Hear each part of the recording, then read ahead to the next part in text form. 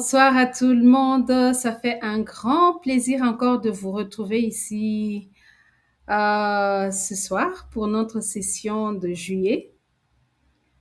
Je vais peut-être nous demander si c'est possible d'ouvrir les caméras, de les faire déjà. Ça sera intéressant.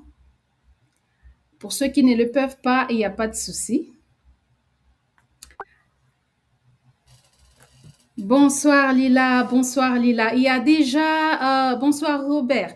Il y a déjà quelques consignes que j'ai laissées dans les chats, donc vous pouvez voir déjà et commencer à réagir.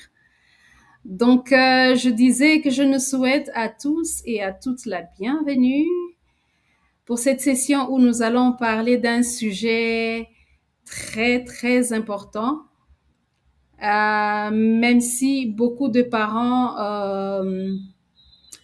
parfois pensent que c'est pas si évident que ça, en fait. Nous allons le voir tout à l'heure. Et je vous remercie beaucoup parce que quand même parmi vous, lorsque nous avons eu quelques échanges, nous avons compris qu'il y a quand même quelques défis que nous avons à, à amener nos enfants à manger sainement. Et parfois, c'est très difficile de nous déterminer, de nous engager sur la question quand on ne comprend pas exactement pourquoi est-ce qu'on doit vraiment se battre pour trouver une façon de faire, une façon de nous y prendre pour amener nos enfants à manger sainement. Quand nous ne comprenons pas la raison, souvent c'est un peu compliqué de nous déterminer et de nous battre à fond. Et je sais qu'après cette session de ce soir, ça va être différent. Je suis prête à parier que ça sera différent. Voilà, donc merci. J'ai déjà vu qu'il y a des personnes qui ont commencé à mettre leur nom et le lieu où vous suivez cette rencontre dans le chat. Bienvenue, bienvenue Lila. J'imagine que docteur Lila, bienvenue. J'imagine que tu suis à partir de Kin, RDC. Bienvenue Robert, bienvenue Maître Placide à partir de Kinshasa, RDC. Bienvenue Serge à partir de Goma, RDC. Pour ceux qui n'ont pas encore écrit, s'il vous plaît, écrivez dans le chat. Maggie, bienvenue à partir de Goma. Bienvenue, bienvenue Thomas, bienvenue, bienvenue Paulin. Voilà, donc caribou à tout le monde. Je vois qu'il n'y a pas encore des personnes qui n'entendent pas le Swahili. Bienvenue à tout le monde. Aujourd'hui, nous allons nous entretenir sur l'assiette de nos enfants. Ce que nous mettons dans l'assiette de nos enfants. Comment nous nourrissons nos enfants. Et aussi particulièrement l'impact que cela a sur leur santé demain, pas seulement santé physique, mais vous allez réaliser que c'est même au-delà de ça. Et donc aujourd'hui, nous allons nous entretenir là-dessus. Pourquoi, pour quel objectif? Principalement parce qu'il y a vraiment urgence et il y a vraiment besoin que l'on puisse comprendre pourquoi est-ce que nous devons nous battre.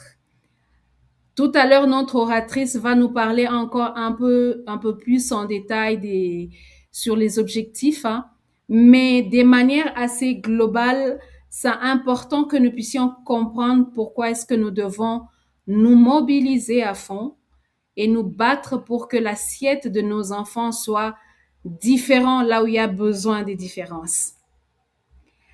Et donc, nous allons nous entretenir là-dessus avec Dr. Huguette que vous allez découvrir tout à l'heure. Elle est la fondatrice de la structure qu'on appelle Mon Santé. Mon Santé accompagne plusieurs personnes, plusieurs parents aussi, sur la question de la santé, sur la question de se maintenir en bonne santé à partir des habitudes alimentaires et d'autres habitudes, bien sûr, que nous adoptons dans notre vie. Je crois qu'elle va en parler un tout petit peu en bref avant de nous accompagner dans la réflexion de ce soir. Et donc, à part Docteur Huguette qui va être oratrice de ce soir, disons la facilitatrice principale, moi, je vais co-faciliter, donc je vais modérer. Et il y a Paulin qui est le coordonnateur de AFOJ au Nord Kivu, qui va nous aider aussi au niveau de la technique. Moi, c'est Marie Desanges, comme vous le savez, cofondatrice de AFOJ. Alors, qu'est-ce que AFOJ en très peu de mots? AFOJ, c'est une famille, AFOJ, c'est une communauté, AFOJ, c'est une organisation qui existe pour accompagner les parents dans le développement ou la création des cultures familiales protectrices des enfants. Il y a beaucoup de réflexions, d'analyses et des discussions qui ont eu lieu avant que AFOJ ne soit créé. Et nous avons réalisé qu'il y a beaucoup de choses qui se passent dans notre société, particulièrement en RDC. Il y a beaucoup de défis auxquels on fait face uniquement parce que la personne du Congolais ou la personne de l'Africain a été fragilisée à partir de la famille, partant de la manière dont elle a été traitée, partant de la manière dont elle est continuellement aussi traitée dans la famille, souvent par ignorance et souvent par manque de référence d'un traitement différent.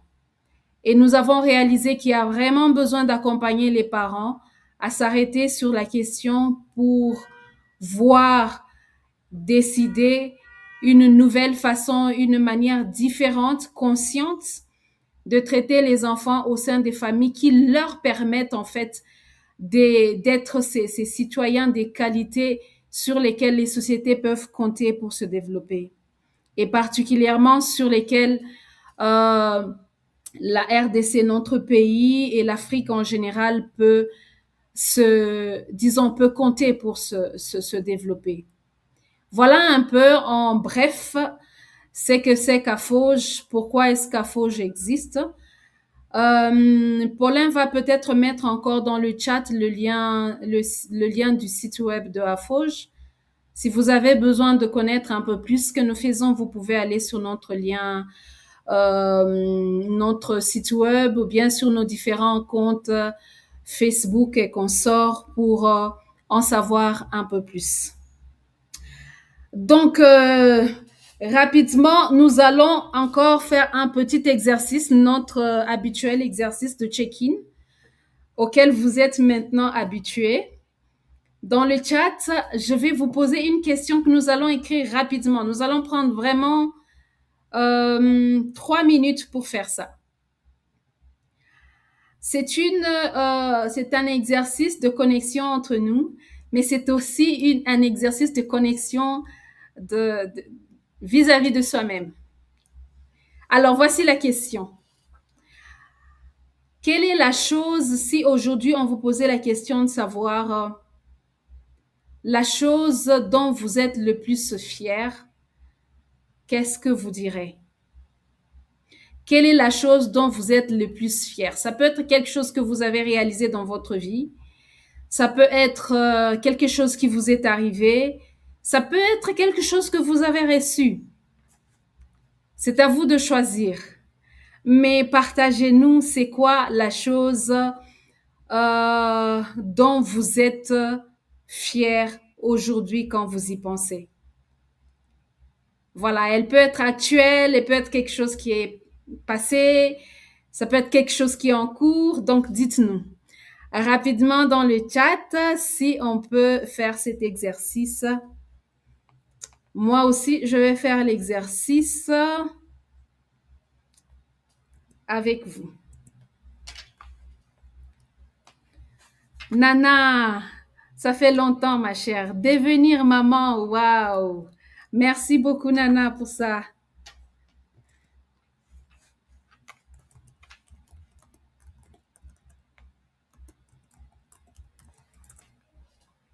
Aziz, mes enfants.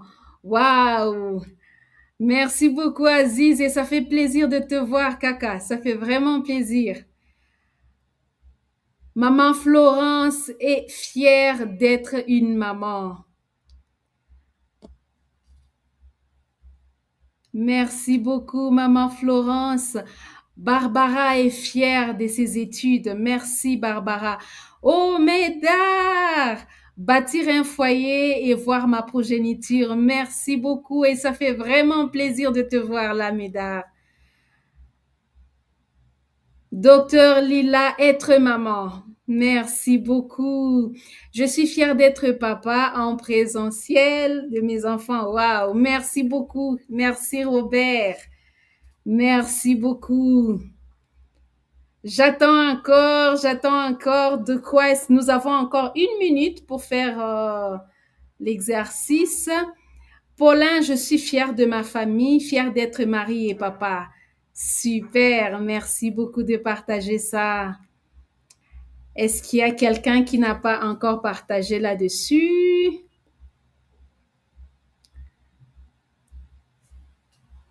De quoi est-ce que nous sommes fiers? Maggie, fière d'avoir une petite famille qui aime Dieu. Waouh, merci beaucoup Maggie. Merci maman Maggie. Merci à tout le monde. Est-ce que tout le monde a partagé? En fait, nous tous, nous sommes censés participer à cet exercice. Hein? Tous, nous sommes. Moi, j'ai mentionné que je suis fière d'avoir créé Afauge. Est-ce qu'il y a quelqu'un d'autre? Apparemment, non. Merci beaucoup à tous. Hein? Merci d'avoir partagé ce dont nous sommes fiers. En fait, cet exercice nous aide aussi à nous arrêter un peu sur nous-mêmes. Pour ma part, c'est l'envie d'interroger continuellement les certitudes et les croyances collectives dont je suis fière. Merci beaucoup, Maître Placide. C'est très important parce que si vous regardez un peu plus nos différents programmes au sein de la Fouge, vous allez réaliser que par rapport aux parents particulièrement, il y a cet aspect de prise de conscience de soi qui est très, très important dans nos programmes parce que nous avons réalisé que c'est un aspect qui aide beaucoup les parents à prendre conscience d'eux-mêmes pour mieux, en fait, accompagner leurs enfants. Prendre conscience de leurs forces, prendre conscience de leurs propres limites, leurs propres faiblesses.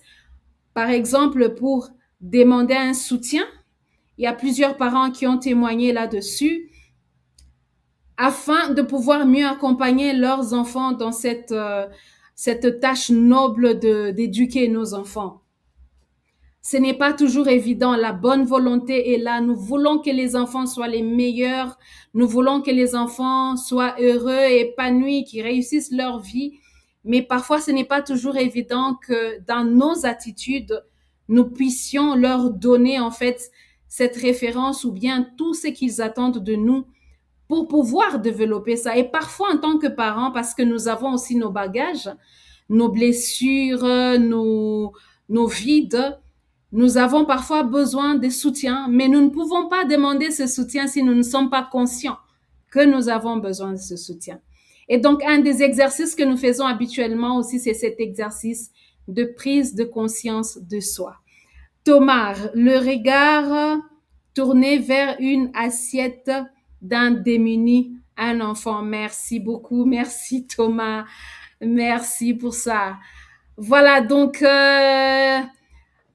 sans plus tarder, nous allons rapidement rappeler qu'au cours de notre échange, nous allons continuer à respecter notre principe de respect des différentes interventions, le respect des différents points de vue des uns et des autres. Nous ne jugeons personne ici. Nous accueillons avec bienveillance tout le monde et la participation de tout le monde. Donc, merci de garder ça à l'esprit tout au long de la session de ce soir. Alors, sans plus tarder, je vais passer la parole à Dr. Huguette qui va qui va nous accompagner dans cette réflexion, dans cet échange de ce soir et elle va peut-être un peu plus nous parler d'elle. Docteur Huguette, à toi la parole. Merci beaucoup, Marie des Anges. Bonsoir à tous. J'espère que vous allez bien. Je ne sais pas si vous me voyez. Bon, moi, j'ai activé ma caméra et je ne sais pas si vous m'entendez. Donc, je vais d'abord vérifier les deux choses. Marie des Anges, ça va? Oui, je Vous te vois m'entendez? très bien, ma chère. Et je t'entends très bien. Et tu m'entends? Oui, oui, Ok, oui. parfait. Donc, moi, je suis docteur Chika Huguette, congolaise, originaire du Sud Kivu. Je vis actuellement au Bénin, à Cotonou, et je vous parle depuis Lomé, au Togo. Je suis médecin généraliste, diplômé de l'Université catholique de Bukavu. J'ai dû poursuivre mes études en santé publique à l'Université de Louvain. Durant ce séjour en Belgique, j'ai pu me spécialiser en coach nutritionnel santé et bien-être. Et actuellement, je suis en train de faire une spécialisation en plus en nutrithérapie en dernière année. Donc, j'ai créé Mona Santé, pas ce que Marie des Anges a dit, qui Oh, veut dire mon assiette, ma santé, depuis 2000, officiellement depuis 2022, mais je travaillais déjà dessus depuis 2020. L'objectif de Mona Santé, c'est d'abord la prévention. Parce que quand j'étais en clinique, ce qui me faisait le plus de mal, c'était de voir qu'il y a beaucoup de gens qui venaient à l'hôpital pour des maladies qu'on appelle évitables en santé publique. Et donc, il suffirait, je mets au conditionnel, de mener une vie plutôt saine et surtout de veiller à son alimentation, à son hygiène de vie pour éviter certaines maladies. Et donc, je prends en charge plusieurs pathologies, mais uniquement au travers les nutriments. Donc, on peut tous conseiller à une personne de manger, par exemple, une pomme, mais moi, je vais chercher plutôt qu'est-ce que je cherche à donner à mon patient qui se trouve dans cette pomme-là. Et c'est ainsi que Marie des Anges, qui me connaît déjà avant même que je ne fasse médecine, oui. m'a intéressée à ces sujets. Et comme chaque mois, j'ai l'habitude de faire des lives santé ouverts à tous ceux qui souhaitent participer, j'étais vraiment touchée et plus que d'accord de participer à ce moment d'échange. Alors, ce que nous allons échanger, certes, pourrait paraître volumineux, mais j'ai essayé d'apporter aux attentes qu'elle m'a exprimées. Mais je vais essayer d'adopter le langage le plus accessible à tous. Et n'hésitez pas de laisser déjà vos questions dans le chat ou de les noter quelque part pour ne pas les oublier. On va essayer d'y répondre à la fin de la présentation. Alors avant peut-être que je ne commence, je regarde Marie des Anges. Il y a une ou deux questions que j'avais prévues pour mettre un peu en ambiance l'auditoire. Je sais pas l'auditoire, on dit quoi? L'audience, oui. Du coup, je ne sais pas si c'est prévu qu'on ait des réponses directement ou on doit consulter les chats parce que je ne pourrais pas projeter et lire en même temps. Où tu vas le faire? Je vais le faire, je vais le faire. Je vais suivre les réponses dans le chat. Yeah. D'accord. Ok. Alors, sans plus tarder, je vais partager mon écran.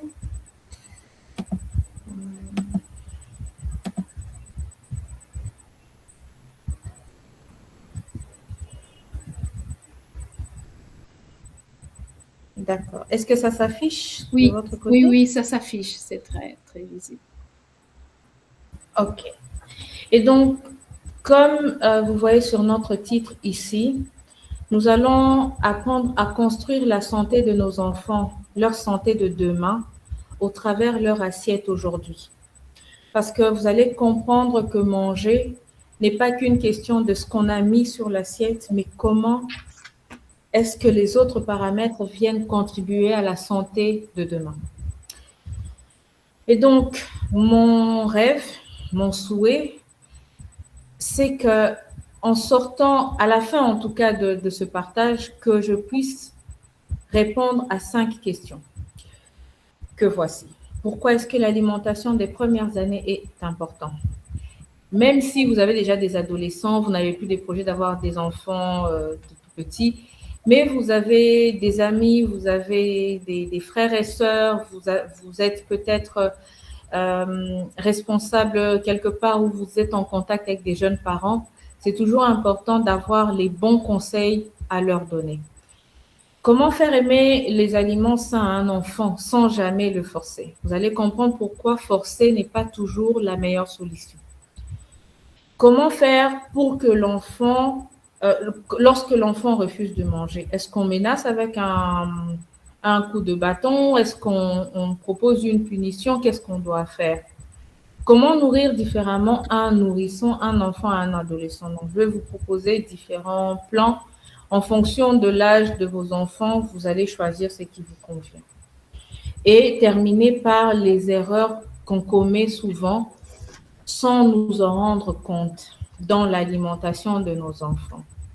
Mais comprenez très bien qu'il n'y a aucun jugement dans ce qui sera dit.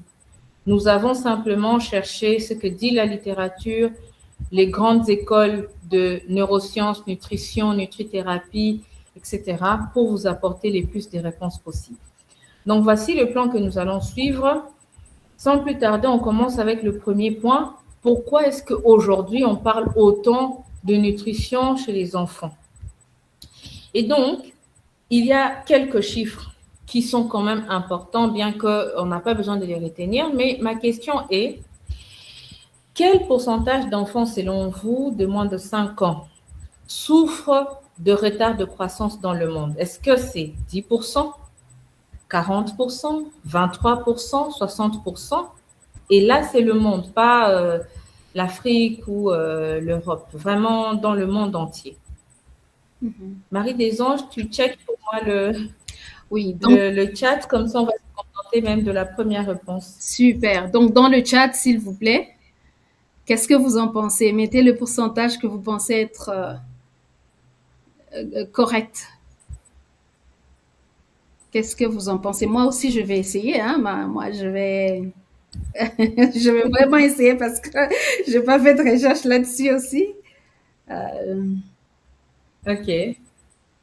Alors, Nana dit qu'elle n'a aucune idée. Serge parle de D'accord. 40%. Serge parle de 40%. Ok. Ok. Moi, je parle aussi de 40%. Ok.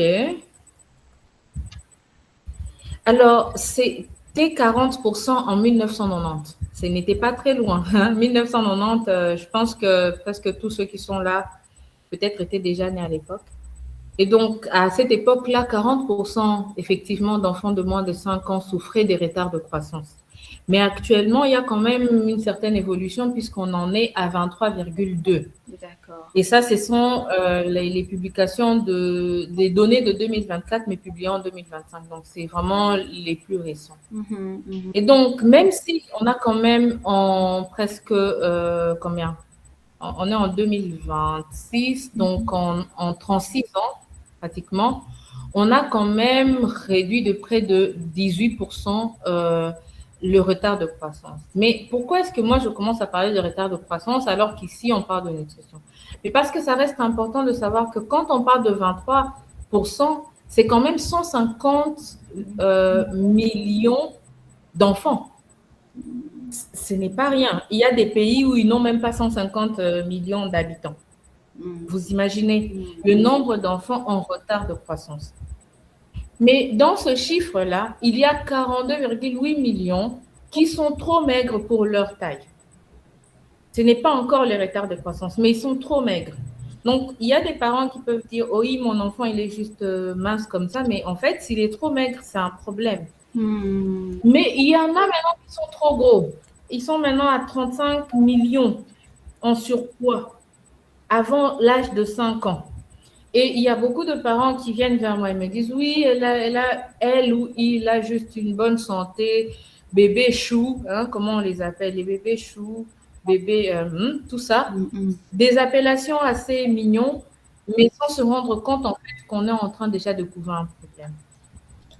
Et donc, il faut savoir simplement que il ne s'agit pas que d'être gros ou mince ou quoi, mais ici en Afrique, de manière générale, nous avons ce qu'on appelle le double fardeau de malnutrition.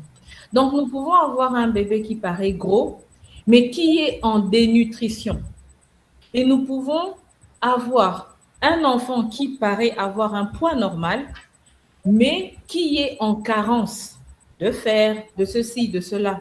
Et donc, vous allez voir qu'en Europe, par exemple, où le retard de croissance a quasiment disparu, ils ont toujours plein de carences en fer, en vitamines, en fibres, etc. Ici, en Afrique, on a les deux. On a les obèses, on a le kwashiorkor ou le... Euh, donc, il y a kwashiorkor et l'autre, je commence à oublier, l'énonciation sévère. Mais pour nous, c'est un enfant sur trois. Essayez d'imaginer un enfant sur trois, ça fait quoi? Waouh. Mais il faut simplement savoir que toutes les familles, en tout cas ces différents pays africains, où Marie Desanges m'avait dit qu'il y avait des gens qui s'étaient inscrits de ces différents pays africains. Du coup, j'ai cherché dans ce qui était publié sur le plan national et sur le plan des grandes organisations en santé. On montre en fait que une fois que les familles vivent en ville ou dans des milieux urbains, on a plutôt plus d'enfants obèses que quand on va dans les milieux comme les villages et tout ça. Et donc, c'est à croire que vivre en ville, avoir du courant en permanence, des voitures pour aller à l'école, parler français ou anglais, peu importe, bah, ça nous expose finalement à d'autres problèmes. Mais il faut savoir que nous sommes dans une situation où on manque de nourriture, ou qu'on soit dans une situation où on en a trop. Le vrai problème reste que la qualité et l'équilibre de l'assiette posent problème, qu'on soit en Europe ou en Afrique.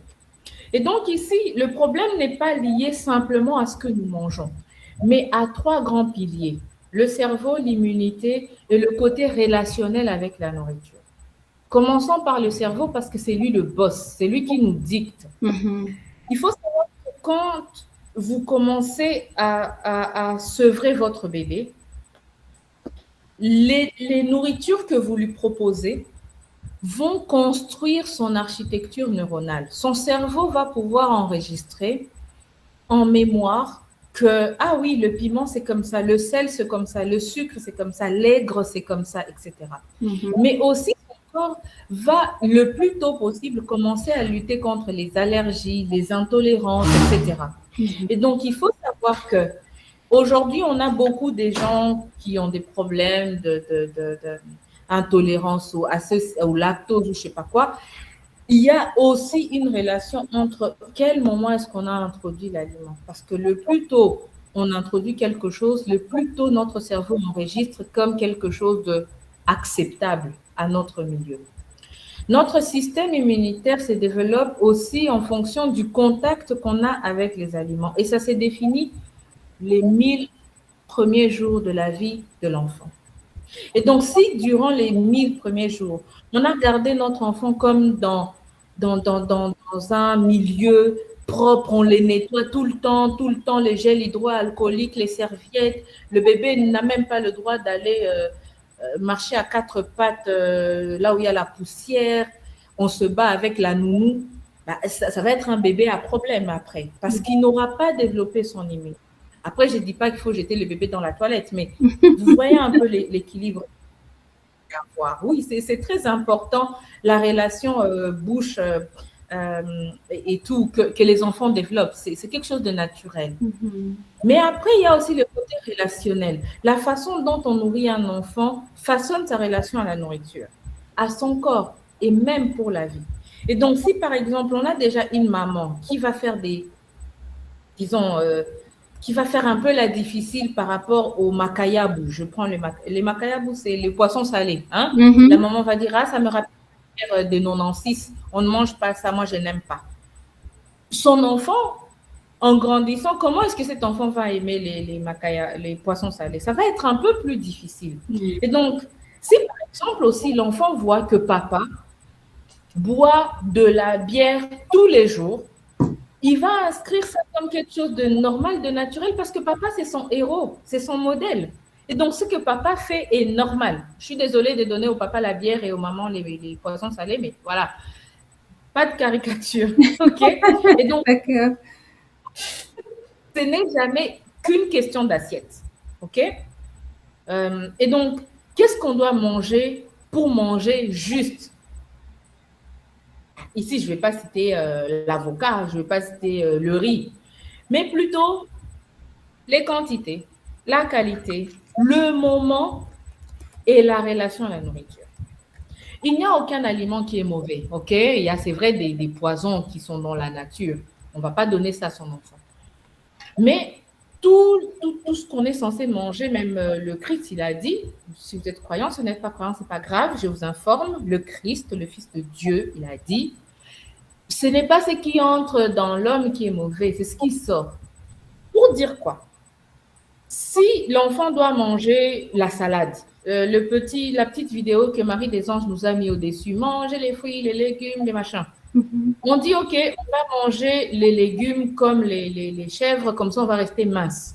Oui, mais l'éléphant, ça mange aussi les feuilles. Donc, tout est question de quantité aussi. Ni trop, ni trop peu. On doit décider avec l'enfant. Parce qu'il y a des parents qui encouragent l'enfant à manger même quand l'enfant est rassasié. Et il y a des parents qui donnent à l'enfant trop peu et lui disent, ouais, c'était assez. Il faut que l'enfant exprime aussi son niveau d'appétit. La qualité suppose la variabilité. Le choix des aliments peut transformer. Pourquoi est-ce que dans les milieux urbains, on a plus d'obèses? C'est parce que aussi, d'une certaine manière, avec la mondialisation, on fait les courses où? Dans les supermarchés, où on choisit les aliments qui sont dans des boîtes. On prend des tomates en boîte alors qu'il y a des tomates de la maman qui vend dans le quartier. Et donc, choisissons la tomate de la maman du quartier plutôt que la tomate en boîte qui a une date d'expiration. Parce que là, ça va être riche en minéraux. Quel est le moment de manger? Est-ce qu'on mange à n'importe quelle heure? On doit éduquer aussi son cerveau sur les moments où il faut manger. Parce que nous avons ce qu'on appelle une horloge biologique qui a des moments où il faut manger, dormir, travailler, etc. Et enfin, la relation avec la nourriture. Quand vous allez trop mettre la pression sur un enfant, ça peut devenir un problème. Ça va créer un conflit avec cette nourriture. Quand vous devez marchander, si tu manges ça, je te donne le bonbon. Il faut savoir que ce n'est plus ce qu'il va manger qui est important. C'est le bonbon que lui, il enregistre comme important. Et donc, il n'enregistrera jamais l'importance d'avoir mangé ce qu'il devait manger. Il faut créer un climat de plaisir et de confiance avec l'enfant. Et donc, nous allons parler des 1000 premiers jours.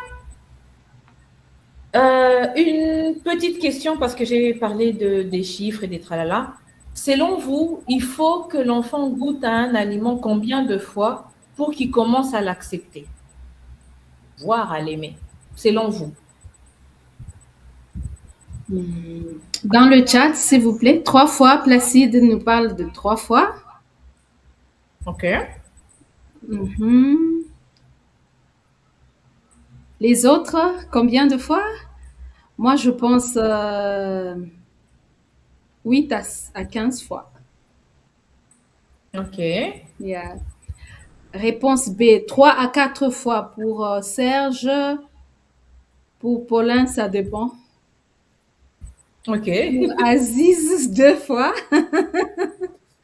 OK. On va se contenter de ces réponses. Yeah.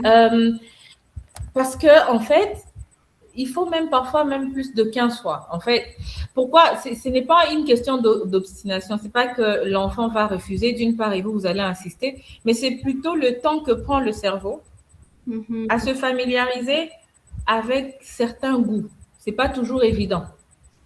Et le cerveau, il a une vitesse qui dépend. Comme disait, je ne sais pas, quelqu'un qui a répondu que ça dépendait. OK?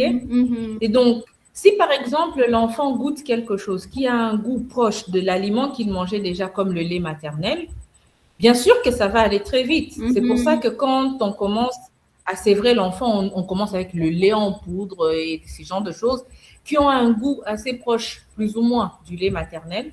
Et donc, on ne le brusque pas. Il y en a qui refusent, hein, mais la plupart acceptent assez facilement. Donc, oui, ça peut dépendre. Mais de manière générale, pour un nouvel aliment, ça peut prendre 8 à 15 fois par fois. OK?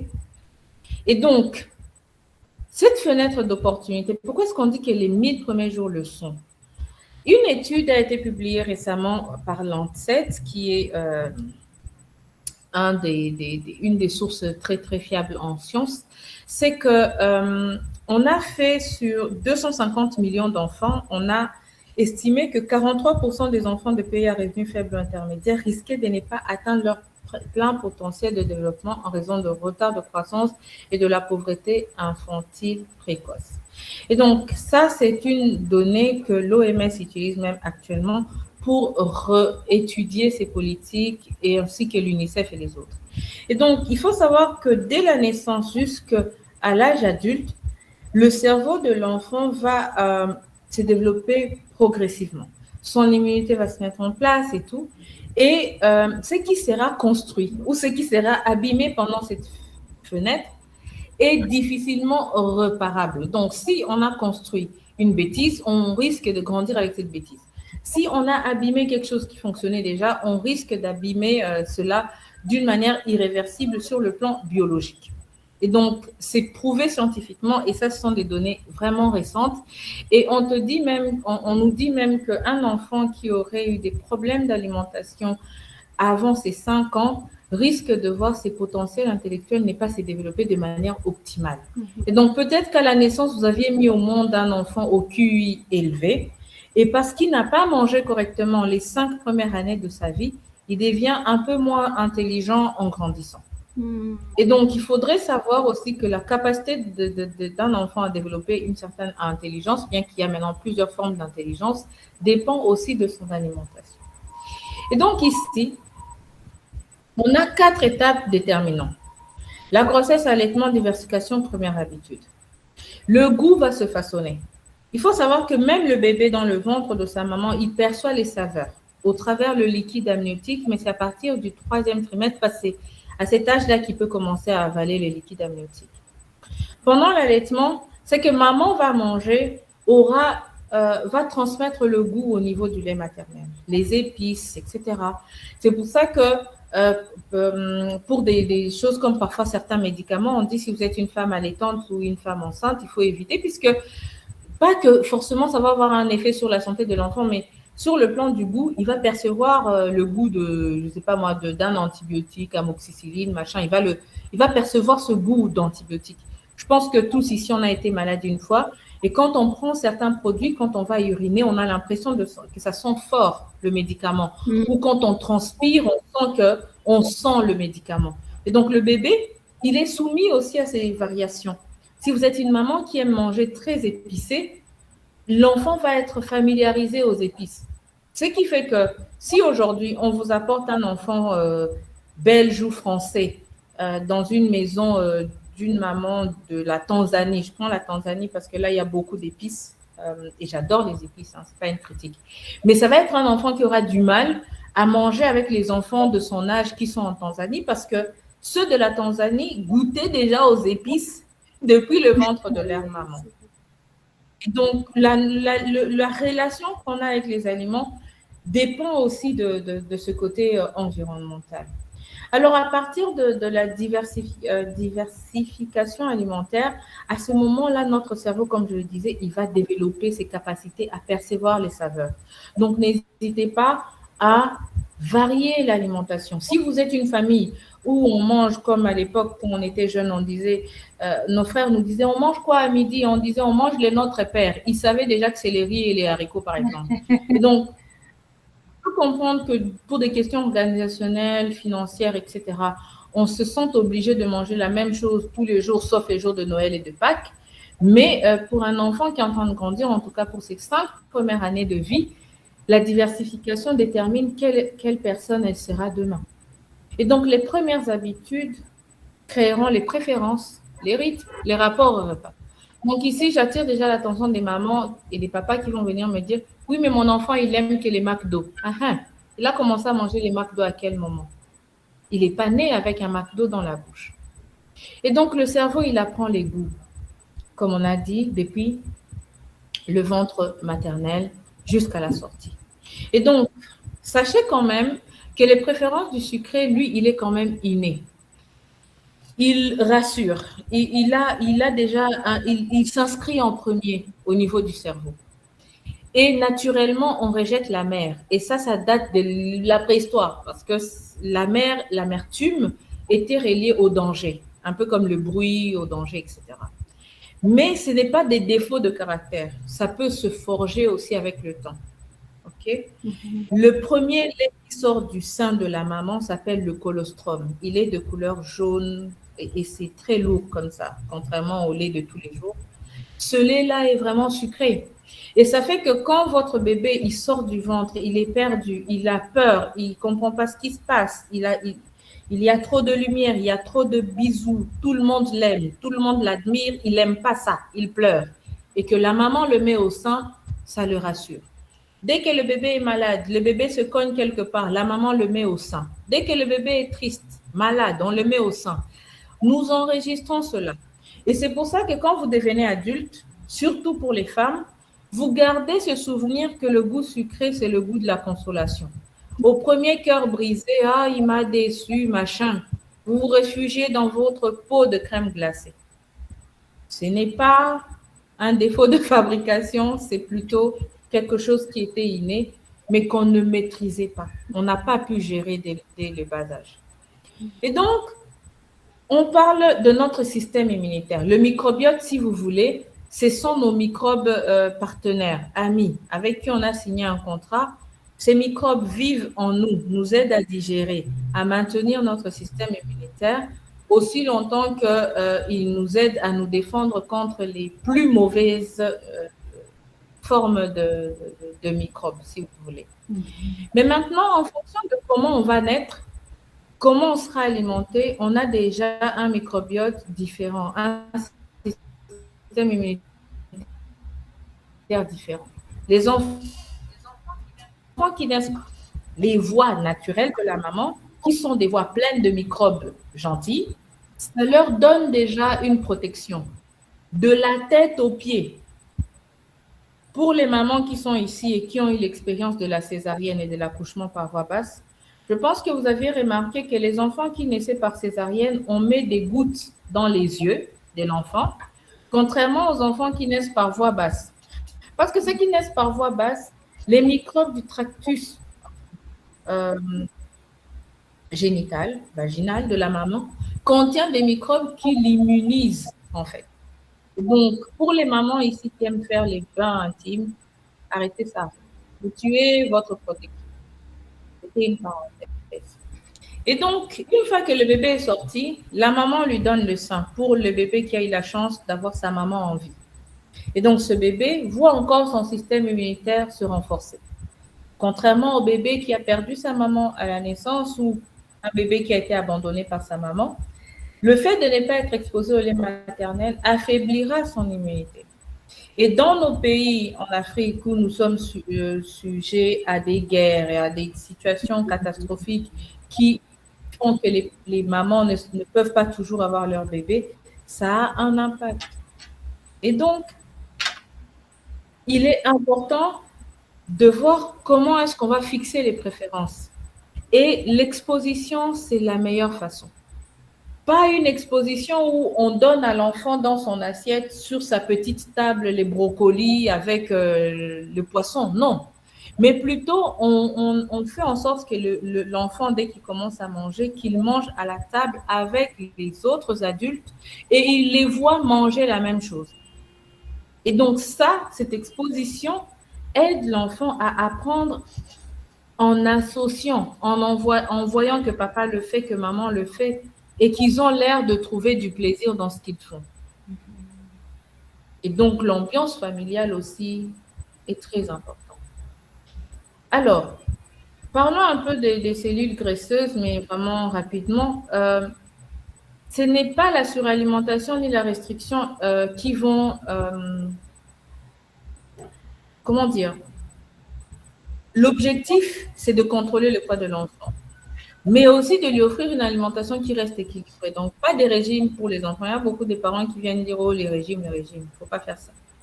Alors, pourquoi est-ce que les enfants refusent les légumes? Ici, nous allons aller à la neuroscience. Ceux qui ont étudié vraiment le fonctionnement du cerveau, le comportement Et il faut savoir que refuser les légumes, c'est parfaitement normal.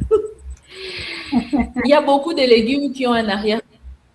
Et donc, dès que l'enfant détecte le petit goût là, il peut penser que c'est du poison et avoir directement envie de ne pas prendre. Oh. Ah oui, ah oui. Et prendre le goût sucré comme étant quelque chose d'extraordinaire.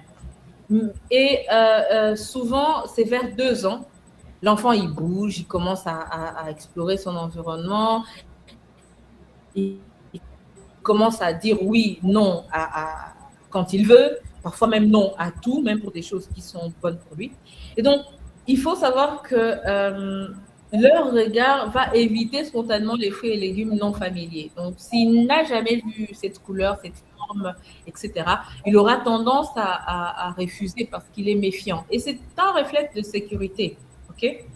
Mais avec l'âge et l'exposition, il va faire de plus en plus confiance. Donc, parfois, quand vous faites des courses, expliquez aux enfants, c'est ça la pomme, hein? Tu vois, c'est ça la pomme, hein? C'est ça l'œuf, c'est ça le poulet vivant, avant qu'il ne soit mort, etc. Ça permet au cerveau d'intégrer ces informations. Et donc, le modélage social, le fait de voir les parents faire les bonnes choses, vont pousser les enfants à faire les bonnes choses. Quand vous avez un enfant qui est dans un environnement toxique, il ne faut pas être étonné de voir que cet enfant développe un comportement toxique après. Nous avons aussi ce qu'on appelle de la transmission de la néophobie. Donc, ce dont les parents disent avoir peur, l'enfant, il va avoir peur de ça. Si vous avez un enfant qui naît chez les végétariens, il va être d'abord végétarien, même si de base on est omnivore. Mais c'est quand il va rencontrer les autres à l'école qui mangent des morceaux de poulet qu'une petite curiosité peut naître. Et il peut choisir de rester ou pas végétarien. Enfin, ça dépend. Et donc, avant 6 ou 7 ans, l'enfant, il va classer les aliments en fonction de ça, j'aime pas. Et donc, on doit l'accompagner en tant que parent. Mais comment donner envie, je l'ai déjà évoqué, mais l'exposition répétée sans pression reste le plus important. On propose le même légume, on prépare simplement et on reste patient. Donc, les parents qui ont dit qu'il suffisait de 3 fois pour que ça se passe, sachez que vous pouvez proposer jusqu'à plus de 15 fois. Et n'hésitez pas de varier les présentations. Vous pouvez proposer le haricot, par exemple. Aujourd'hui, mettez quelques morceaux de saucisse à l'intérieur. Demain, du poisson. Après-demain, avec la sauce tomate. Une autre fois, vous pouvez le faire comme les Béninois. Ils font une sorte de soupe, même les Haïtiens. Ils font une soupe de haricots, par exemple. Et donc, plus vous variez la manière de présenter la chose, plus l'enfant, il comprend que, vu comme ça, je préfère. Et je pense même que vous, en tant qu'adulte, il y a une façon que vous préférez manger le sombé, par exemple, le feuille de manioc. Il y en a qui préfèrent qu'il y ait des morceaux de viande à l'intérieur. Il y en a même la version avec haricots qu'on appelle sakamadesu, par exemple. Donc, ça reste le même aliment, mais qu'on aime manger d'une certaine façon. Pourquoi ne pas le faire avec nos enfants au lieu de prendre directement un bâton ou d'abandonner? OK? C'est ça. Apprenez à l'enfant à toucher. Faites la cuisine avec l'enfant. Même s'il est tout petit, vous pouvez lui donner l'ail. Il va se battre avec 2 gousses d'ail pendant tout le temps que vous allez cuisiner. Mais il va être fier d'avoir contribué. Et quand vous allez servir, il va manger. Parce qu'il sait qu'il a cuisiné. Il a confiance en ce qu'il est en train de faire. Faites-le avec les filles et les garçons, s'il vous plaît. Ce n'est pas une affaire des filles. Aujourd'hui, les grands chefs cuisiniers, etc., ça devient comme un cercle privé des hommes. Mais quand il faut cuisiner à la maison, ça reste les femmes. Donc, associons et les filles et les garçons pour ça. Et il faut être régulier pour que ça puisse fonctionner. Manger ensemble. Les histoires là de ça, c'est la nourriture des papas, ça c'est pour les enfants, il faut qu'on arrête. J'espère que les parents qui sont ici ne vont pas perpétrer ces traditions parce que pour les enfants, ça sonne comme ce que maman nous donne, c'est pas bon, c'est ce que papa mange là. Et donc, ça va modeler l'adulte qui seront demain. Éveiller les sens avant la bouche. Ça, c'est ce que j'ai dit. Quand vous faites les courses au marché, emmenez l'enfant, qu'il touche l'ananas, qu'il sente que l'ananas, ça pique. Mais quand on va manger l'ananas, ça va être bon. Qu'il sente, qu'il cuisine avec vous.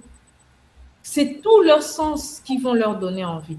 Imaginez vous-même en tant qu'adulte, si vous allez dans un restaurant et puis vous voyez le serveur qui vient vous servir, tous ses doigts sont dans votre plat et quand il va déposer, il va se lécher les babines. Vous n'allez pas manger ce plat. Ça va vous revulser un peu. Mais si vous voyez, on présente bien, on met des fleurs, des couleurs bizarres, ça vous donne envie.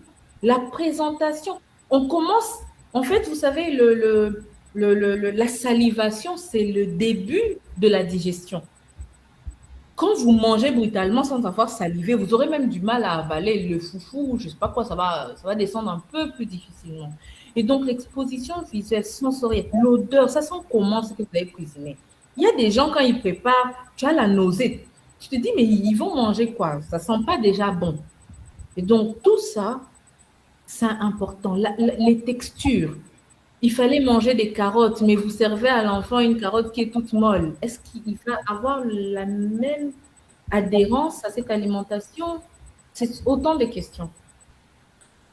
Et un enfant qui participe aime toujours goûter à ce qu'il a fait. La division des responsabilités, c'est aussi important. Il faut savoir que le parent, lui, il va décider de quoi, quand et où l'enfant va manger. Mais l'enfant, lui, il décide aussi. Ah oui, il ne faut pas penser que les enfants, on leur impose tout.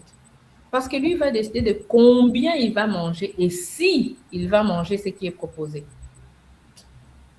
Ça, c'est très important de savoir. Le quoi, quand et où, c'est vous, parce que c'est vous qui achetez, c'est vous qui préparez, c'est vous qui mettez la table. Mais si vous décidez d'aller au restaurant chinois, il n'a jamais été dans un restaurant chinois, on lui sert des nouilles, il a l'impression que c'est des serpents, il n'a pas envie de les manger. Ça peut être compliqué. Oui, oui, ça peut être compliqué. Donc, quand vous connaissez plus ou moins ce cadre-là, vous faites associer l'enfant pour que quand il va décider de combien et de si il va manger, qu'il prenne la bonne décision. Il y a des familles où les gens viennent me dire, nous, dans notre famille, on est tous gros. C'est familial. OK. Mais quand vous entrez dans cette famille et vous voyez comment tout le monde mange, vous comprenez en fait, mais c'est ce qui vous appelez familial. Non, c'est juste une habitude que vous avez instaurée. Et si on change cette habitude de manière générale, ça va impacter positivement ou négativement tout le monde. Soignez l'environnement du repas. Je fais confiance aux parents que Marie Desanges a invités ici.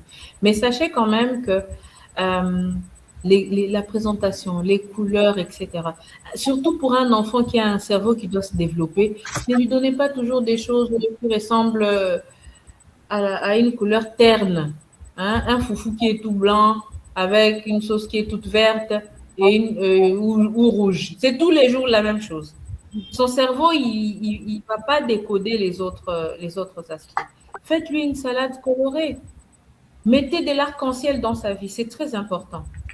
Pendant qu'on mange, est-ce qu'on est en train de manger en regardant la Coupe du Monde ou on est en train de manger en se concentrant sur ce qu'on mange? Parce que si le cerveau est attentif au foot, il ne va pas se concentrer sur ce qu'il mange. Voilà. Et on va perturber notre capacité à être rassasié ou pas. OK? Alors, les erreurs les plus fréquentes. Forcer. Il ne faut pas négocier. Wow. Ou négocier intelligemment, je veux dire. Éviter les récompenses. Les mamans, je sais qu'on est faible avec nos bébés. Mais il ne faut pas qu'on commence à dire, ah, tu vois comme tu as fait ça, donc je vais te donner les desserts. Mange encore ça, je vais te donner... Non. C'est très, très, très répandu. Ça, c'est une erreur que presque tout le monde fait. Même dans un village, on va faire ça. Parce que l'enfant va retenir que le dessert, là, c'est ce qui est important. Et pourtant, ce qui était important, c'est ce qu'il devait manger. Les recherches en psychologie de l'alimentation montre que la pression alimentaire diminue l'appréciation de l'aliment. Donc, en fait, vous qui pensiez que parce que je vais l'encourager à terminer ça, il va apprécier plus le repas, en fait, non.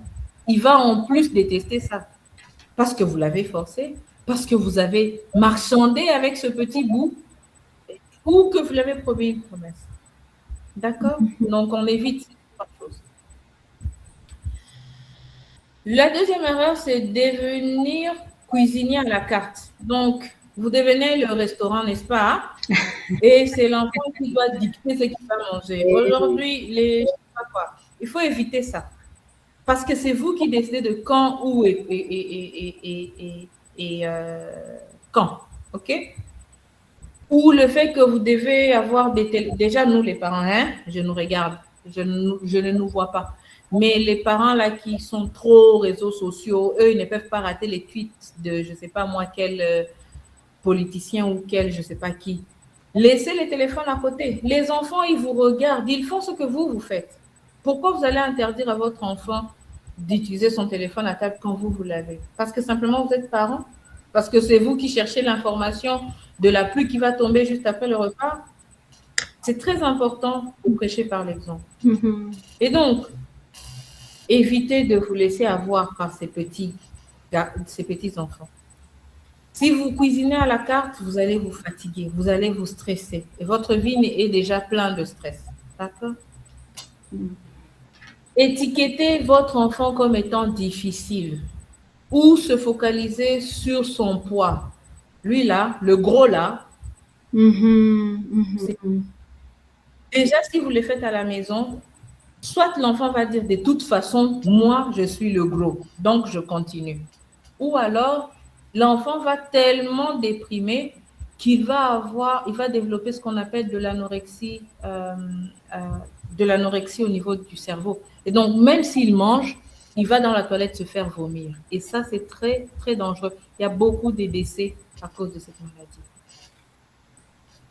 Si vous dites à votre enfant, lui, là, il ne mange jamais les légumes, ben, pour lui, ça va devenir son identité. Ne faites pas ça. D'accord? Et la science le prouve.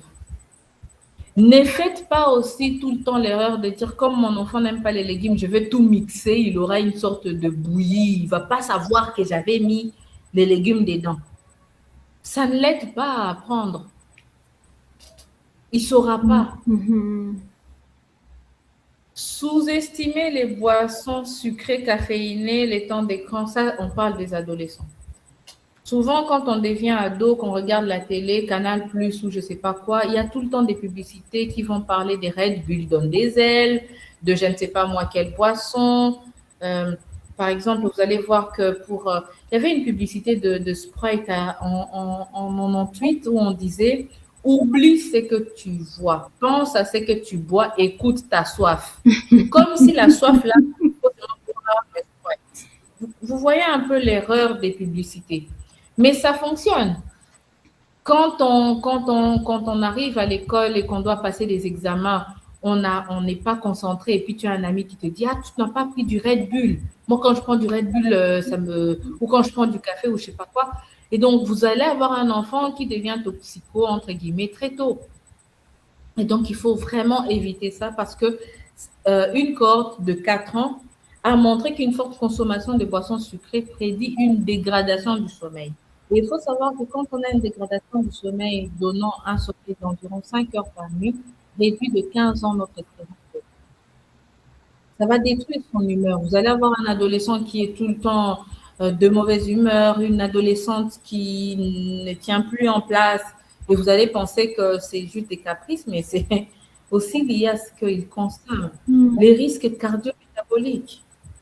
Et donc, faites attention à ça. Alors, nourrir selon l'âge. Ici, nous allons essayer de montrer en gros. Le nourrisson, c'est d'abord l'allaitement.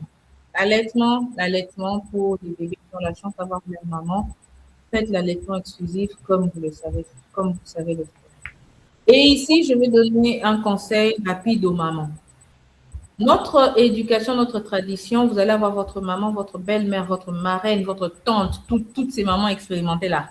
qui vont venir vous dire, hey, depuis l'hôpital, ils vont vous amener les sauces, les foufous, beaucoup de choses qu'il faut manger. Parfois même, vous n'arrivez même plus à respirer tellement vous avez mangé. Ce n'est pas la quantité de choses que vous mangez qui donne qualité au lait maternel. Oui, Marie des Anges, c'est très important. J'ai eu toute une conférence là-dessus parce que j'ai beaucoup de mamans qui viennent dans mon programme perdre du poids simplement parce qu'on leur a dit qu'il fallait manger pour deux dès qu'elles étaient enceintes. Tout ce qui sort dans le lait maternel, à près de 92%, c'est de l'eau. De l'eau. Buvez de l'eau, s'il vous plaît. Buvez de l'eau d'abord. Et les 8% qui restent, mangez équilibré. Tout ce dont l'enfant aura besoin va sortir de ces 8%. Manger équilibré. Pas besoin de manger 10 foufous, 1 kilo de feuilles de manioc pour avoir du lait. Non, buvez de l'eau. C'est de l'eau qui sort en grande quantité. 92%. Demandez même à ChatGPT et compagnie. Ils vont varier un peu les pourcentages, mais vous verrez que la grande majorité, c'est toujours de l'eau. Si l'allaitement n'est pas possible, bien sûr, on s'adapte. D'accord? La vitamine D. La vitamine D, mon Dieu.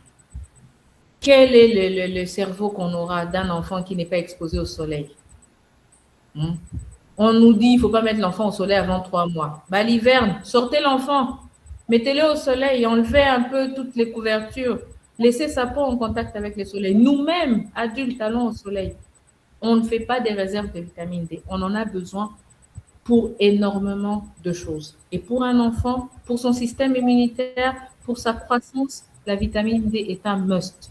Pourquoi on n'a pas parlé des autres vitamines que de ça? Maintenant, de 6 mois à 24, on passe à la diversification. Et là, je vous ai encouragé à faire goûter à l'enfant de tout, surtout les aliments qu'on dit allergènes. Donc là, vous commencez déjà avec les œufs, les poissons, les légumineuses, etc. Parce que ça va permettre à son corps déjà de développer les capacités à lutter contre les allergies. Hein? Et donc, proposer différentes textures, mais après, ne donnez pas, s'il n'a pas de dents, ne donnez pas des trucs qui demandent de manger avec des dents. Mais ne dites pas, parce qu'il n'a pas de dents, je ne vais pas lui donner des protéines. Vous pouvez mettre des œufs, vous pouvez mettre de la viande hachée, très, très, très hachée, alors, pour les tout petits, ou du poisson haché. N'hésitez vraiment pas à bien nourrir ces petits bouts. Et de 1 an à 3 ans, ça devient des petits mangeurs, ils cherchent leurs repères. Innovez, chers parents. N'exagérez pas. 3 fois par jour, c'est déjà bon. Matin, midi, soir. Les collations, ça dépend. Personnellement, si vous nourrissez bien le petit le matin, le midi, le soir, peut-être une petite collation en milieu d'après-midi. Et là, c'est quoi la petite collation? Là, profitez pour lui donner un fruit. Profitez pour lui donner un yaourt, il en a besoin. Profitez pour lui donner quelque chose de sain, pas un gâteau, pas, je sais pas moi, une gaufre ou une crème glacée. Non, non, non. OK? Et donc, une fois qu'il va à l'école, tout dépend. Je crois que Marie des Anges est en train de m'écrire en même temps. OK, il me reste 5 minutes. Voilà. Quand l'enfant est scolarisé, bien sûr, vous ne pouvez pas tout contrôler, mais essayez de faire en sorte d'éviter trop de sucre. Faites en sorte que votre enfant ait une activité physique qui soit régulière et quotidienne. Et bien sûr, si vous pouvez faire ces exercices avec votre enfant, ça lui donne toujours un meilleur exemple. OK? Alors, quand on devient adolescent, ça c'est la deuxième fenêtre, on évite simplement ou on limite au maximum tout ce qui peut détruire sa santé. Et aujourd'hui, les fast-foods, les réseaux sociaux, l'image corporelle joue beaucoup. Vous pouvez vous lutter, mais dès que cet adolescent, cet enfant va voir les autres, ça va le stresser. Quand vous avez un enfant qui est obèse à la maison, aussi longtemps qu'il est en primaire, ça peut encore passer. Mais dès qu'il va commencer à voir les autres filles ou les autres garçons qui sont moins enrobés, ça va commencer à jouer sur lui et ça peut avoir 2 effets. Soit il sombre davantage dans sa situation, soit alors il devient l'autre extrême où il va chercher tous les régimes, même à se mettre en danger. D'accord? Mhm. Et donc, j'en ai déjà parlé, l'exposition au marketing, la comparaison sociale, euh, les boissons et tout. La boisson la plus importante reste l'eau. L'eau. Et si vous voulez donner du jus à vos enfants, faites le jus vous-même à la maison. Mais moi, je vous conseille de le prendre comme des smoothies, sans filtrer, comme ça, ils ont les fibres. Mhm. Et donc, pour la santé de vos ados, on en a parlé. On va construire une petite assiette pour la santé. Elle est censée ressembler à ça. 100% d'eau, ok? L'eau reste la référence. Ok. On boit de l'eau avant le repas et après le repas, en tout cas à distance des repas pour ne pas perturber la digestion. Et faites en sorte que 50% de votre assiette soit des légumes et le reste peut prendre la moitié, les deux moitiés de votre assiette. Mais alors, la nouvelle théorie qu'il y a sur TikTok, que quand on est jeune, on doit avoir plus de protéines. On n'a pas besoin de plus de protéines que ça. Une alimentation équilibrée apporte suffisamment de protéines à vos enfants. D'accord? Mhm. L'assiette Mona Santé, donc pour les plus petits, on en a parlé. Faites attention aux textures, aux quantités, aux proportions, aux heures de repas à tout âge. Une discipline dans ce sens-là définira l'adulte qui seront demain. Mhm. Et donc, voici un peu une idée des aliments qu'on peut trouver dans nos différents pays. Pour le Kenya où vous êtes, vous avez les sukuma wiki. Si vous les préparez, moi, je ne les mangerai pas comme les Kenyans les préparent, sans critiquer les Kenyans. Hein, mais nous, les Congolais, on a une façon de préparer ça autrement et c'est super bon. N'hésitez pas de prendre avec du foufou en associant avec les guiteri. J'ai découvert que c'est comme ça que vous appeliez les haricots. C'est riche en protéines. Mettez toujours un peu de protéines animales aussi pour associer toutes les vitamines B dont on a besoin. Si vous vivez au Cameroun, prenez l'endolé, c'est trop bon l'endolé avec les macabos et les poissons. Hein? C'est Ouais. très très bon. En RDC, on a les pondous, les foufous, les chenilles. Mangez les chenilles. C'est plus riche en protéines que la viande. Au Bénin, nous aimons les garis, les niébés, les amarantes, etc. Au Niger, mes frères du Niger, vous avez les torts, les niébés aussi, vous en avez, les gombo. En Ouganda, vous avez les dodo, vous avez les haricots rouges, etc. Et donc, en Europe, vous avez toute la littérature. Hein. Vous, en Europe, je ne vais pas trop m'arrêter. Et donc, pour conclure, vous avez maintenant vos 5 réponses. D'accord? Pourquoi les premières années? Parce que votre cerveau, votre immunité, votre métabolisme se forme à ce moment-là. Comment le faire? Par une exposition répétée. Donnez l'exemple. Soyez bienveillants. Soyez la référence pour vos enfants Mhm. dans un environnement apaisé. Si votre enfant refuse de manger, ne le forcez pas. Proposez, restez neutre, restez constant, faites confiance à la régularité. Mhm. À la régularité. OK? Mhm. En fonction de l'âge, choisissez les repas comme on vient de le voir. Et surtout, on ne force pas, on ne marchande pas, on ne cuisine pas à la carte, on n'étiquette pas les enfants, on ne sous-estime pas la force des écrans, des boissons sucrées et de la publicité. Et donc, les règles d'or, ils sont là. Les enfants apprennent davantage ce qu'ils voient que ce qu'ils entendent. Ne parlez pas seulement, montrez. Ne forcez pas, mangez avec. Les habitudes se créent. Évitez les interdictions, mais montrez. Les repas, ce sont des moments de plaisir. Si ça devient des moments de stress, problème. La famille mange ensemble. L'eau, la boisson, importante. Les fruits, c'est préférable que le jus pour des questions de santé. Le sommeil reste la clé. L'activité physique doit être régulière et quotidienne parce que l'objectif n'est pas d'avoir un enfant mince, gros, mais un enfant en bonne santé. Mhm. Je vous remercie pour votre attention et je compte sur vous pour nourrir pas seulement l'estomac de votre enfant, mais de construire son cerveau, son immunité, sa relation à la nourriture, sa confiance et sa santé pour les décennies à venir. Wow. Pourquoi? Parce qu'un enfant qui est bien nourri aujourd'hui va mettre au monde des enfants qui seront bien nourris demain grâce à l'éducation que vous leur aurez donnée. Merci pour votre attention. Wow. Merci, merci beaucoup, docteur Higuette. Un grand merci. C'était beaucoup, mais c'était vraiment riche. Hein? C'était vraiment riche. est vraiment important. Moi, j'ai pris quelques notes pour... il y a même des points où moi-même, je me suis retrouvée en tant que maman. Et vraiment, un grand Merci. merci beaucoup, beaucoup à Dr. Higuette. Et je vois déjà qu'il y a quelques réactions dans le chat. Euh, à propos du sévrage, madame, j'ai vu sur Internet et même à la télé, ça c'est Guy Darsin, et même à la télé que Nestlé a été accusé de rajouter du sucre dans les aliments des bébés, notamment dans le produit Cerelac vendu en Afrique. Une étude menée par l'ONG suisse publique AI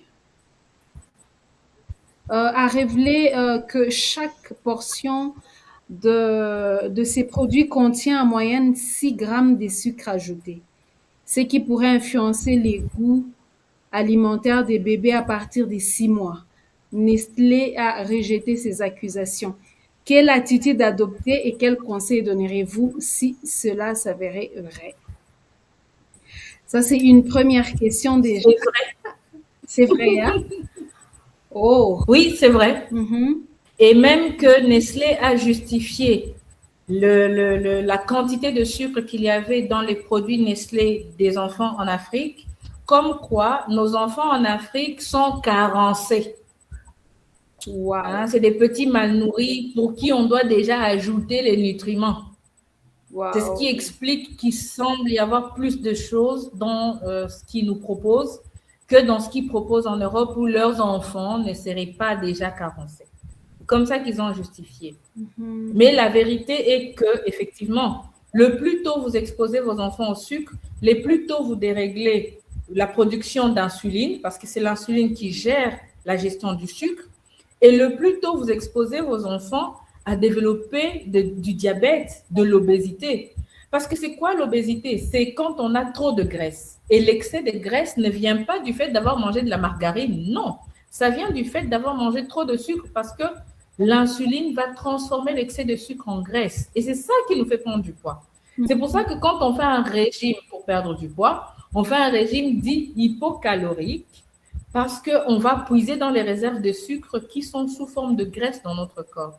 Et donc, quel conseil moi je donne? Déjà, moi-même, je prends toutes ces études que je publie à chaque fois dans mes forums et tout pour dire, écoutez, il y a des preuves qui sont en train de montrer qu'il faut arrêter avec ces laits ici. Mm-hmm. Quelles sont les alternatives?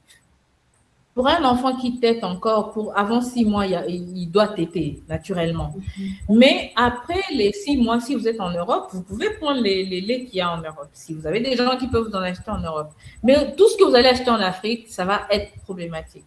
Et donc, qu'est-ce que vous pouvez faire? Si vous n'avez pas le choix, vous êtes une maman qui travaille, vous devez au moins laisser quelque chose. Si vous n'avez pas la possibilité de tirer le lait de votre poitrine, vous pouvez laisser le lait ici de Cerelac, mais alors, vous proposez une autre alimentation à l'enfant qui va lui donner des fibres.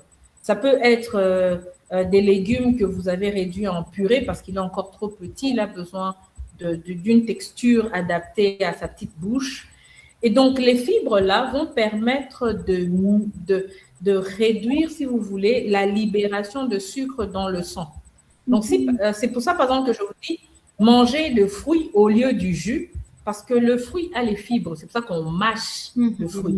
Donc, les fibres font un mucilage. C'est comme s'ils emprisonnaient le sucre comme ça, pour que le sucre ne sorte pas en quantité. Donc, pour moi, une meilleure diversification alimentaire, ça serait de prendre, par exemple, nos farines produits localement, le sorgho, le soja, le maïs, les arachides, faire le mélange de tout ça et proposer une bouillie à nos enfants, une bouillie locale avec des produits frais, des produits faits chez nous, riches en nutriments, plutôt que de leur proposer un truc qui a du colorant, des arômes artificiels et des machins, et surtout plein de sucre qu'on ne sait pas contrôler.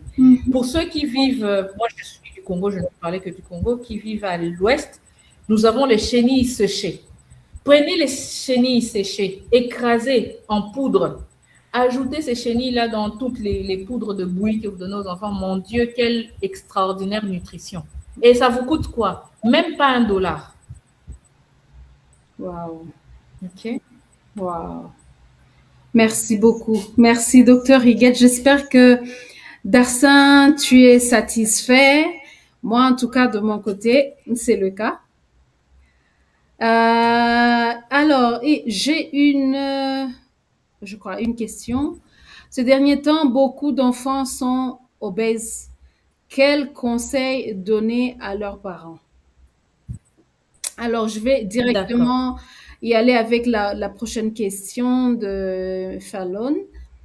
Madame Huguette, comment donner envie à un enfant si soi-même on n'aime pas le repas en question? Ok, d'accord. Mhm.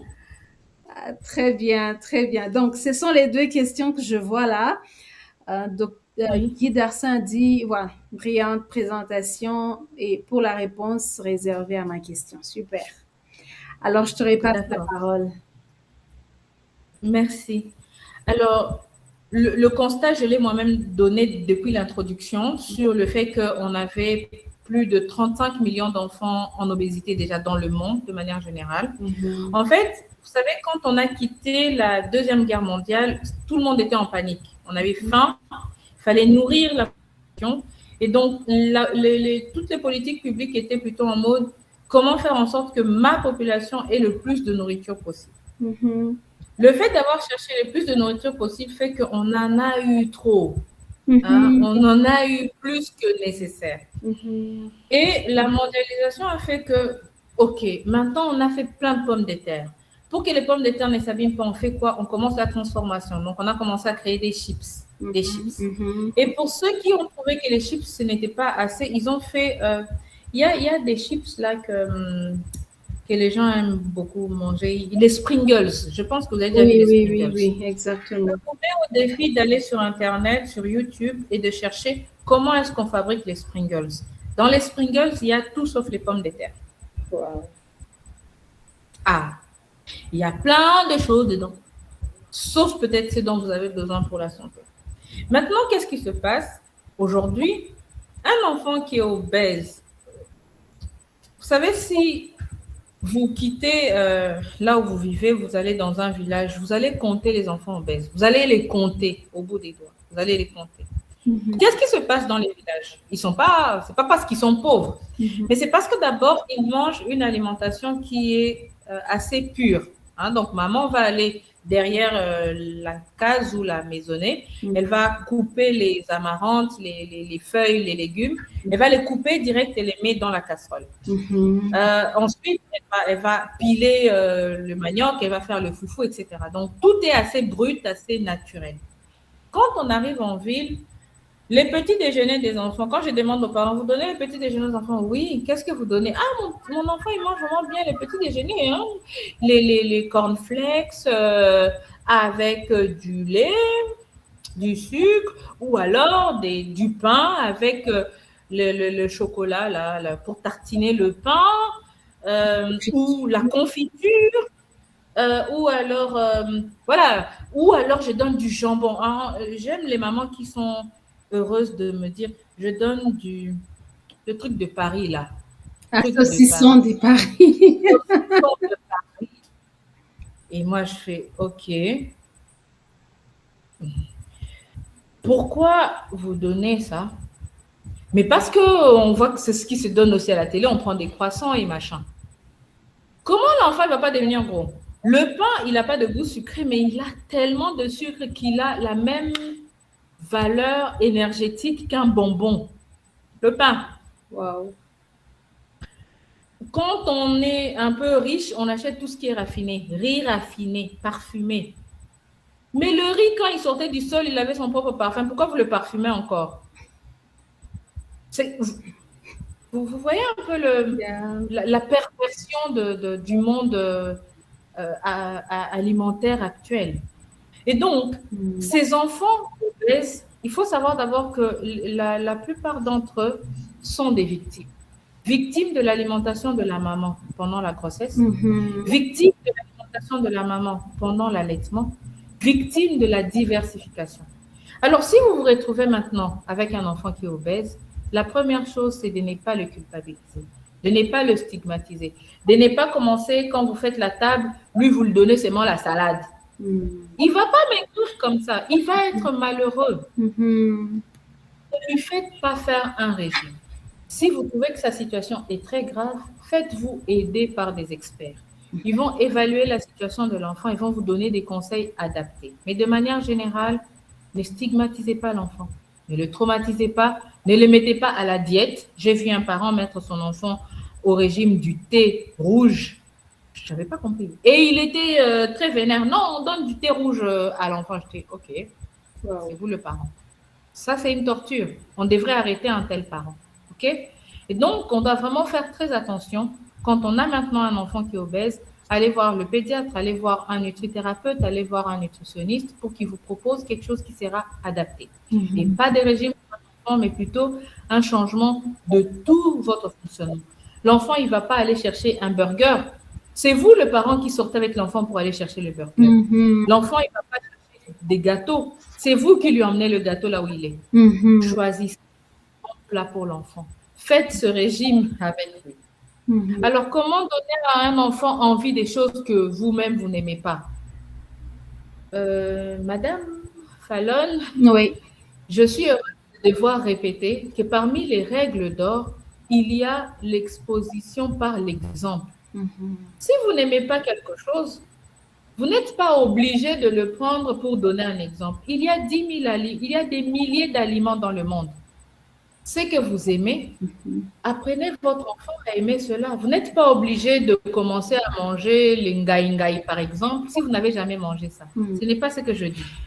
Mais je dis que si vous mangez les ngaï, encouragez l'enfant à manger les ngaï. Si vous mangez les gombo, mangez avec l'enfant le gombo. OK?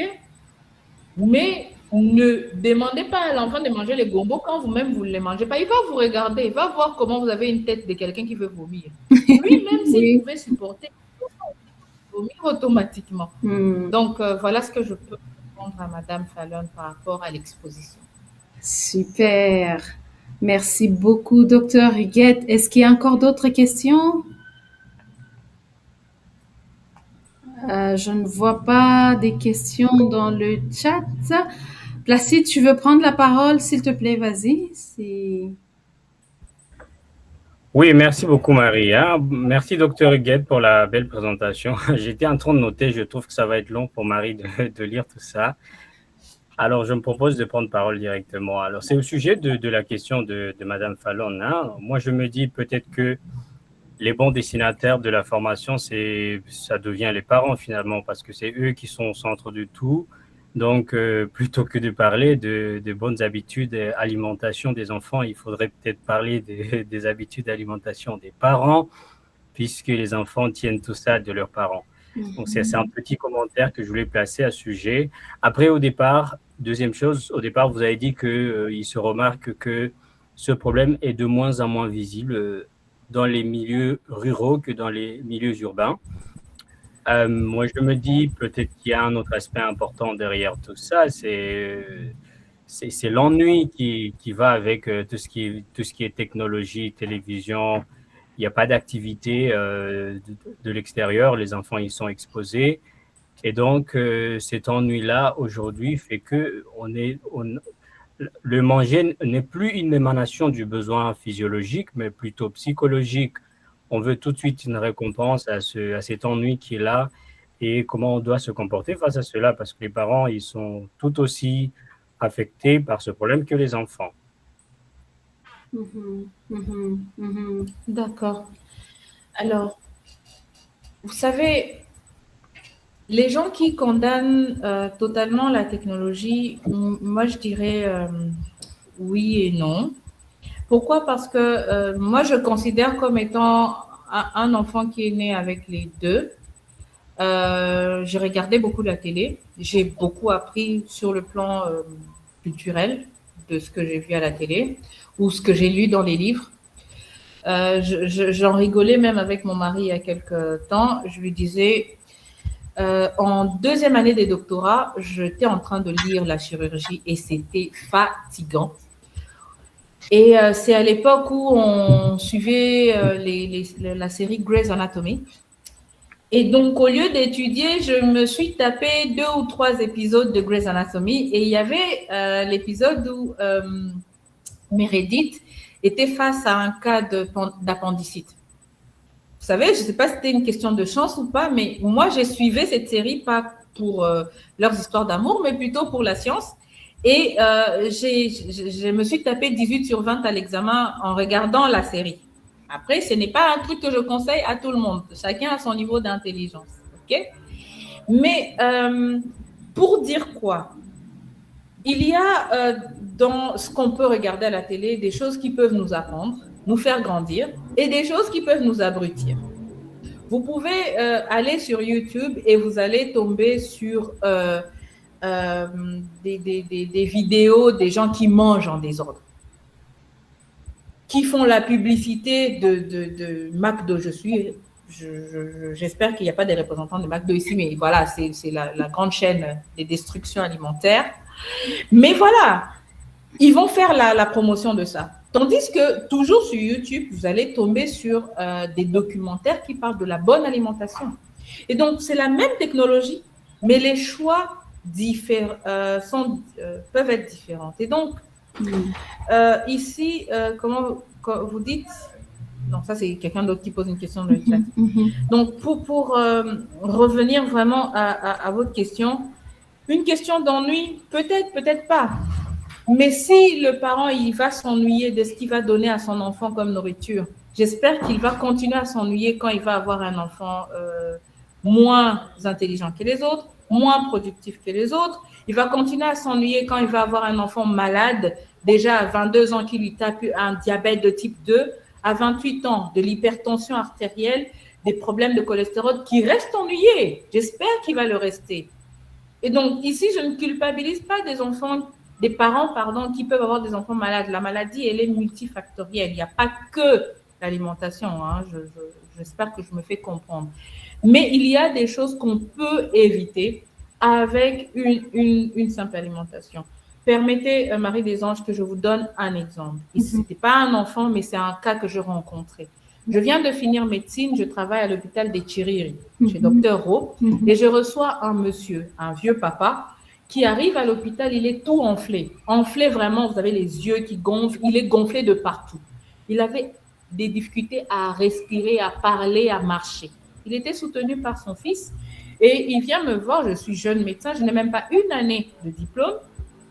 Il vient avec le carnet de 2 de mes enseignants, dont un professeur et un spécialiste, qui l'ont reçu, qui ont posé le bon diagnostic et le bon traitement. Et donc, moi, j'avais peur. Je me dis, moi, qu'est-ce que moi, je peux faire? C'est eux qui m'ont appris la cardiologie et la médecine interne. Moi, je peux faire quoi? Et du coup, je regarde le vieux, je lui dis, est-ce que vous continuez à prendre le traitement? Il dit non. Ah, et moi, je commence à lui expliquer. Et qu'est-ce que vous mangez? Il me dit, il mange des poissons salés qu'il adore. Je dis, ah, sans blague. Oui, je peux même manger ça cru avec le piment. J'aime le goût là. Le poisson salé, sans lui enlever l'excès de sel. Il le mange comme ça. Et donc, j'ai dû prendre un calepin, lui dessiner le système cardiovasculaire, le fonctionnement de ce système quand on n'est pas malade et quand on a la maladie qu'il avait. Et je lui dis, rentrez à la maison, continuez les traitements, respectez tel aliment, etc. Il dit, mais et les médicaments? Je dis, il n'y a pas de médicaments. Je ne vais pas faire des examens. Non. Il n'avait pas compris. Je dis, partez. 2 semaines après, je reçois un monsieur, je rencontre un monsieur dans l'enclos de l'hôpital, mais qui avait 2 poulets comme ça en panique. Et moi, je savais qu'il y avait beaucoup de fous aussi dans cet endroit-là, donc j'ai cru que c'était un fou qui avait attrapé des poulets. Donc je vais à gauche, il vient à gauche, je vais à droite, je dis, mon Dieu, aujourd'hui, le fou, il va me taper. Et il vient vers moi, il dit, mais docteur, c'est moi. Je dis, toi qui? Moi, tel. Je dis, pardon, papa, je ne retiens pas les noms de mes malades, j'en ai tellement. Oui, mais j'étais chez toi il y a 2 semaines. J'étais comme ceci, j'étais gros et tout. Je dis, oh, moi, je ne pouvais pas le reconnaître. Wow. Rien qu'en changeant, en comprenant ce qui est important pour nous. Donc, effectivement, vous, les parents, vous devez comprendre. Et je me suis étalée, vraiment, j'ai essayé d'être le plus large possible pour essayer de vous faire comprendre le plus important. Donc, je compte sur vous. Waouh, waouh. Merci, docteur Huguette. Je pense que ça va être... Marie Désange, ton micro, je crois qu'il est désactivé. Waouh, merci beaucoup. Merci encore une fois de plus, docteur Huguette. Je vois qu'il y a une question qui vient d'être renchérie par une autre et je pense que ça sera la dernière. On va prendre ces 2 questions comme dernière. S'il y a d'autres questions, vous pouvez toujours les laisser dans le chat. Je sais pas comment on va faire, mais je vais les partager avec docteur Huguette et puis après, je pourrai revenir vers vous avec les réponses, vu que le temps aussi nous fait défaut. Alors, c'est la question de Serge qui demande comment prendre en charge un bébé âgé d'1 an. Je crois que tu es en train de voir, hein?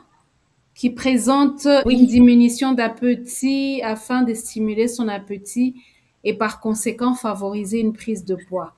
Et maman Clémentine enchaîne en disant, est-ce une bonne chose de donner un stimulant à un enfant pour qu'il puisse reprendre son appétit? Ah, il y a même une question de...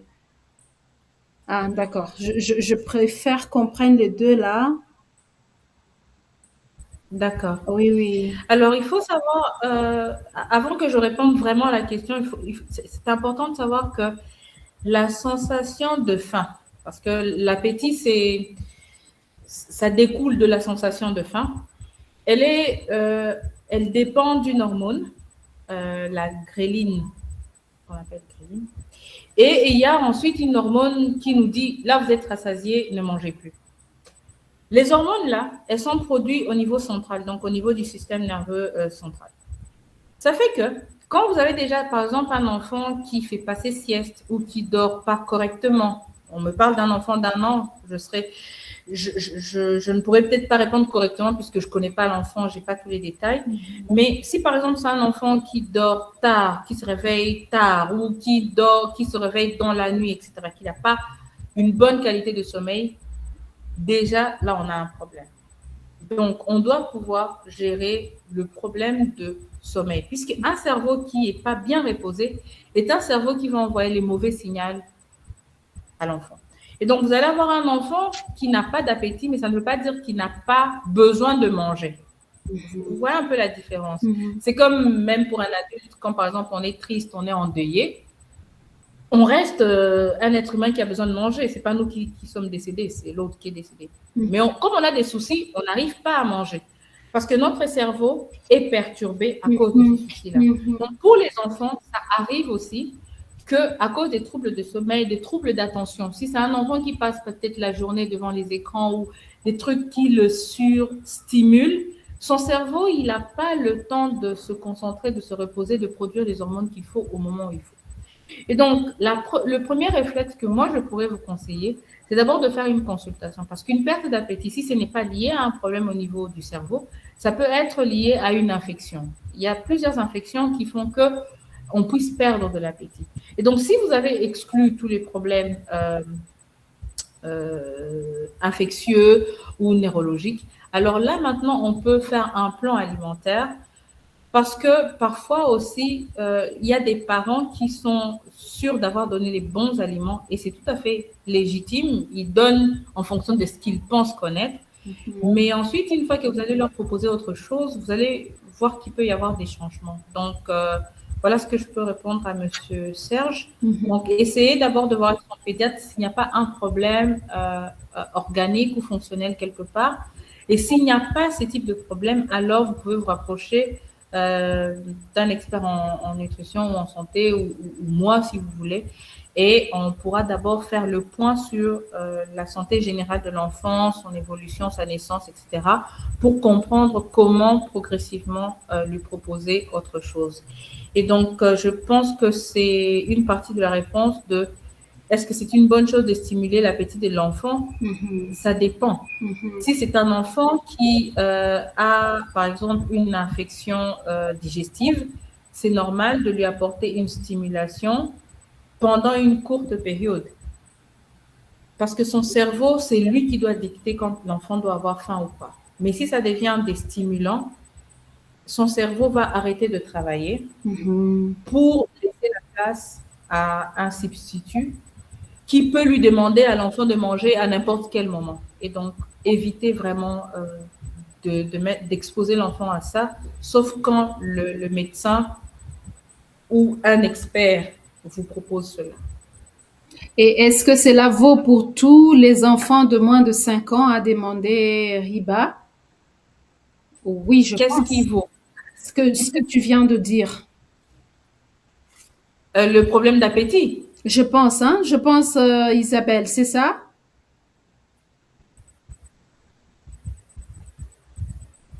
Isabelle, est-ce que c'est ça? Oui, c'est ça en effet. Yeah. Ok. Alors, les problèmes d'appétit vaut pour tout être humain. D'accord. Dès la naissance à la mort. D'accord. On est tous régulés par ces deux hormones-là d'appétence et de rassasiement.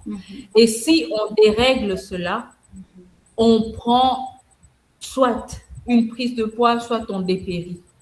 Et donc, on doit garder ça. Les gens qui mangent en fonction de leur estomac, hein, ça existe, hein, n'est-ce pas? Les gens qui ont l'appétit, là, ils vont te mettre un panier des foufous. Tu vois même que son ventre n'a pas la taille du panier de foufous. Mais il va déterminer ça. Ça, ce sont des dérèglements. Ce n'est plus normal. Hein, les gens comme Modero qu'on connaît pour les Congolais qui suivent les théâtres congolais, on connaît Modero comment il avale le foufou. Mais quel être humain peut avaler les foufous comme ça? Ce sont des anomalies. Yeah. Ce sont des anomalies. Et s'il vous plaît, faisons vraiment très attention à la qualité de notre sommeil. Je sais qu'il y a beaucoup de gens qui veulent changer le monde et donc qui estiment qu'ils doivent sacrifier leur sommeil pour travailler à pas d'heure et se lever tôt, etc. Mais votre sommeil est primordial. C'est une question de survie. Un être humain qui ne dort pas assez est un être humain qui doit voir sa qualité de vie diminuer. Si vous devriez vivre jusqu'à 75 ans, je vous parie que vous n'allez pas dépasser 60 ans. C'est important de faire attention au sommeil, dès la naissance jusqu'à la mort. OK? C'est bien noté, docteur Higuette. Je suis sûre que maman Clémentine t'entend très bien. Alors, Maître Placide voulait souligner juste le fait que, il parlait du fait qu'il y a une corrélation, il paraît documentée entre l'ennui et la malbouffe. On mange toujours pour les besoins, on ne mange plus pour les besoins physiologiques, mais plutôt pour des besoins psychologiques. Je pense que c'était pas une question, c'était juste pour donner une précision, n'est-ce pas, Placide? Je pense. Merci encore une fois de plus, docteur Higuette. En fait, il y a un aspect que là, je me réfère vraiment au feedback ou bien, disons, aux entretiens que j'ai souvent avec certains parents, c'est que même au niveau de la qualité, disons, du potentiel intellectuel de l'enfant, il y a une relation avec l'alimentation. Donc ça, c'est vraiment quelque chose que j'ai noté parce que c'est une inquiétude pour beaucoup des parents avec lesquels j'ai eu à partager. Et j'espère vraiment que, parce que nous allons publier en fait cet échange ici sur nos comptes et j'espère qu'il y aura aussi d'autres parents qui pourront suivre ça après. Et nous venons de réaliser qu'il y a une corrélation assez sensible entre la manière dont nous nourrissons notre enfant et ce qu'il produit sur le plan intellectuel. Il peut être naturellement très intelligent, mais la manière dont nous le nourrissons peut changer les choses. Et donc, soyons très, très attentifs à ça parce que il n'y a aucun parent qui veut que son enfant développe une santé médiocre ou que son enfant ne réussisse pas comme il le faut à l'école. Tous, nous voulons que nos enfants soient les premiers de la classe. Nous disons même que moi, j'étais toujours première, même si c'était pas le cas, juste pour stimuler l'enfant à l'être. Donc, nous voyons qu'il y a une corrélation avec l'alimentation et s'il vous plaît, prenons ça au sérieux. Et je sais que vous allez le faire parce que les parents à Fauge, j'ai beaucoup confiance. Je nous encourage plutôt aussi à partager avec d'autres parents qui sont proches de nous. Voilà, donc merci encore, docteur Huguette. Rapidement, le mois passé, si vous voyez sur notre site, c'est prévu qu'on puisse avoir la suite de la formation sur les blessures de l'âme pour étudier la deuxième blessure de l'âme, la blessure d'abandon. Mais ça va être changé. Nous allons reporter cette session à septembre. Le mois d'août, je ne serai pas disponible pour donner cette session. Et donc, nous allons l'amener au mois de septembre. Pour ceux qui se sont déjà inscrits, nous allons considérer ça comme ça, mais s'il vous plaît, considérez que la session sera plutôt tenue au mois de septembre. Voilà, donc pour le reste, nous publions régulièrement nos différentes sessions sur notre site. Vous pouvez y aller et vous inscrire et nous vous contacterons pour l'invitation. Encore un grand merci à Dr. Huguette. Merci beaucoup pour cette session et merci aussi à tous les parents qui ont participé. Merci pour l'échange, pour l'interaction, l'intérêt que vous avez montré à cet échange. Je suis sûre que il y a quelque chose qui a changé. Je suis sûre que ça sera pas comme avant cette session. Quelque chose quand même, une certaine prise de conscience quand même a été, je suis sûre, bouger un peu dans le sens positif. Voilà, donc un grand merci encore à tout le monde. Et c'est sur ce que je vais nous dire un au revoir et à nous retrouver au mois de septembre. Est-ce qu'on peut allumer nos caméras, s'il vous plaît? Je sais qu'il y en a qui attendent le check-out. Notre check-out, ça sera dans le chat. Si nous pouvons juste donner un mot, un petit mot sur le sentiment ou la pensée avec laquelle nous sortons de cette session. Rapidement. Et si on peut allumer nos caméras à la fois, s'il vous plaît. Voilà, avec quoi je sors de cette session. Merci infiniment, un grand merci. Très satisfait. Je sors de cette session très enrichie. Merci Serge, merci maman Clémentine, merci Rosalie, merci infiniment Lydie. Les autres, on peut faire ça rapidement s'il vous plaît. Avec quoi nous sortons? Je suis très ravie. Fallon, merci beaucoup maman Fallon. Très bien informée, merci beaucoup franchement. Merci Florence. J'ai eu vraiment les réponses à mes préoccupations. Merci beaucoup Isabelle. Merci Dr. Huguette, je suis personnellement édifiée. Merci Paulin. Très intéressant, ma satisfaction est énorme. Merci Hassan. Quand même, il y a quelqu'un du Niger qui était là. Merci Hassan. Edgar, enrichi encore, je suis si heureux et reconnaissant. Merci beaucoup. Merci. Merci beaucoup, Dr. Huguette, pour sa brillante présentation et ses explications. Exemples très riches. Merci, Serge. Merci beaucoup. Merci à vous également. À la prochaine, j'ai reçu de nouvelles informations.